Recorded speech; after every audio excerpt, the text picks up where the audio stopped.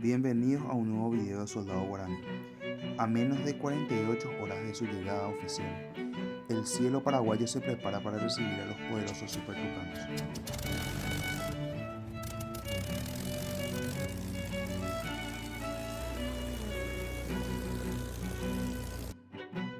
En diciembre del 2023, el gobierno paraguayo firmó un acuerdo estratégico con Embraer, la histórica empresa aeronáutica de Brasil.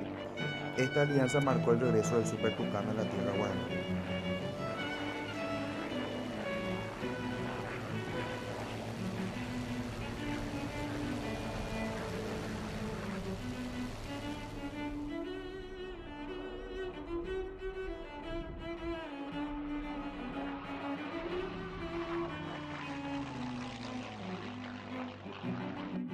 En febrero del 2024, cuando el avión voló por primera vez sobre Paraguay, en una demostración impresionante que dejó claro por qué este avión sigue siendo una de las mejores opciones en su categoría.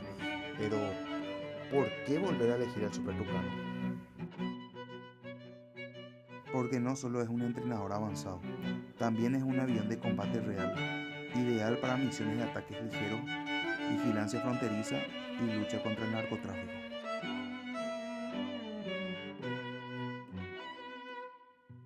Entre sus principales ventajas, cabina digital y aviónica última generación, capacidad de operar de noche y en mal clima, ametralladoras calibre 12.7 mm integradas, lanzamiento de cohetes guiados y armamento pesado bajo un costo operativo, y tiene gran autonomía.